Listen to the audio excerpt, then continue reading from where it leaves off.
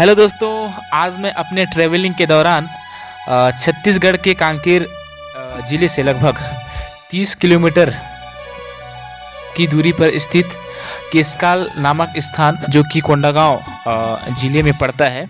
और यह जो केसकाल नामक जो स्थान पर दोस्तों लगभग 2250 फीट की जो ऊंचाई पर स्थित एक माउंटेन या जो पहाड़ है।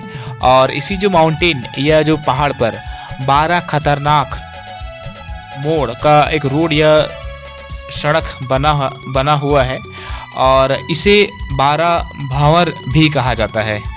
और दोस्तों यह जो केसकाल जो घाटी को बस्तर का प्रवेश द्वार भी कहा जाता है। और प्रवेश द्वार इसलिए भी कहा जाता है दोस्तों क्योंकि यह जो माउंटेन यह जो पहाड़ है जो समुद्र तल से 2250 फीट की जो ऊंचाई पर ये स्थित है। और अगर हम बात करें और यह जो केसकाल जो घाटी है दोस्तों खतरनाक मोड़ पाए जाती हैं और एक बार गिर जाने के बाद यह बचना जो है मुश्किल है या असंभव है। और इसी कारण से इसे बस्तर का लाइफलाइन सड़क भी कहा जाता है। और इस केसकाल घाटी की अगर हम बात करें तो केसकाल घाटी प्रारंभ करने पर सुंदर पहाड़ियों और हरे भरे घने जंगल और ऊंचे ऊंचे पेड़ पौधों मन को मोहित कर देते हैं। और यह खूबसूरत घुमावदार सड़क और प्राकृतिक सुंदरता के लिए यह केसकाल घाटी प्रसिद्ध है। दोस्तों यह बरसात के जो मौसम में अधिक मात्रा में फूल उगने के कारण इसे केसकाल को फूलों का घाटी भी कहा जाता है।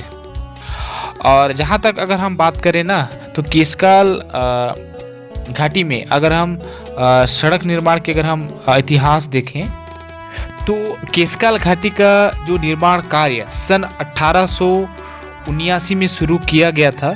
तो पहाड़ तोड़कर रास्ता निकालने का जो कार्य है सन 1890 में पूर्ण हुआ। और पहाड़ से रास्ता निकल जाने से बस्तर का जो संपर्क है बाहरी दुनिया से होने लगा, इससे बस्तर की जो व्यवसाय एवं विकास की संभावना बाहरी दुनिया से होने लगा।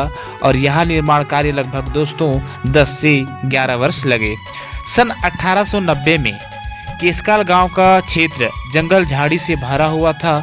वहाँ कोई गांव था न कोई आबादी।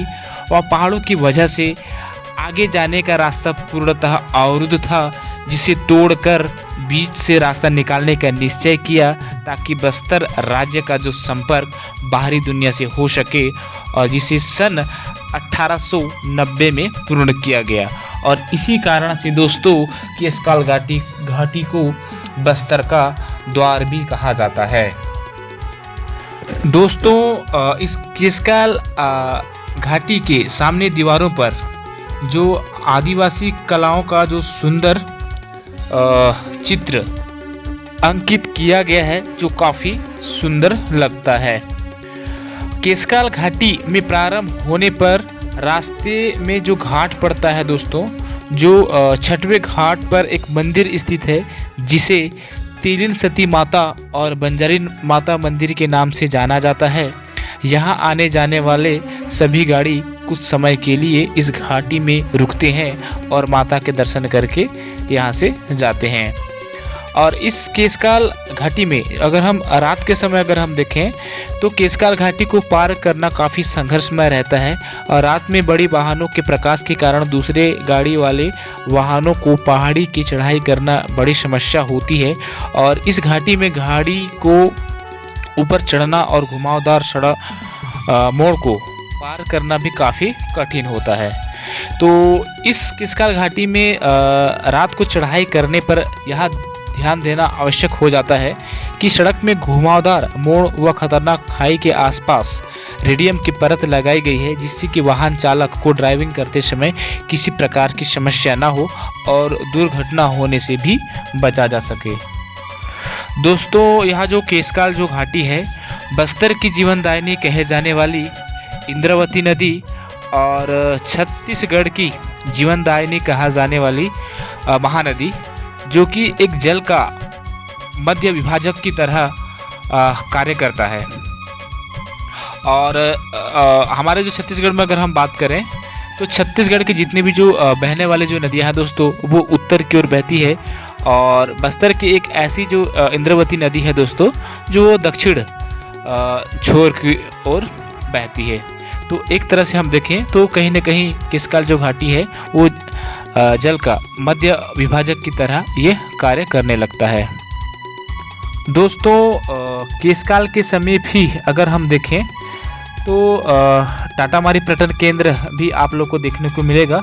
और केशकाल से लगभग 5 किलोमीटर की दूरी पर स्थित गुबरही नामक जो स्थान है दोस्तों, जो भारतीय पुरातत्व सर्वेक्षण रायपुर सर्कल द्वारा संरक्षित स्मारक है। यहाँ काले पत्थर शिवलिंग 7वीं शताब्दी का हो सकता है। और इसके अलावा दोस्तों केशकाल में के आसपास के क्षेत्र में अगर हम देखा जाए तो कुल 17 वाटरफॉल आप लोग को देखने को मिलेंगे, जिसमें से मुख्यतः अगर हम बात करें कि मिर्दे वाटरफॉल, मुत्तेखड़का वाटरफॉल, लिमदरहा वाटरफॉल, होना बाड़गो वाटरफॉल, हटारकसा वाटरफॉल, उम्रदहा वाटरफॉल, इस तरह से कुछ मुख्य जो वाटरफॉल भी आप लोग को जो है देखने को मिलेंगे। और इसके साथ साथ दोस्तों कई स्थानों पर जो है आदि मानव के शैल चित्र भी देखने को मिलेंगे, जैसे कि उम्रदहा जो गांव है जहां पर आदि मानव के शैल चित्र देखने को मिलते हैं। तो यह जानकारी कैसा लगा दोस्तों? तब तक के लिए धन्यवाद।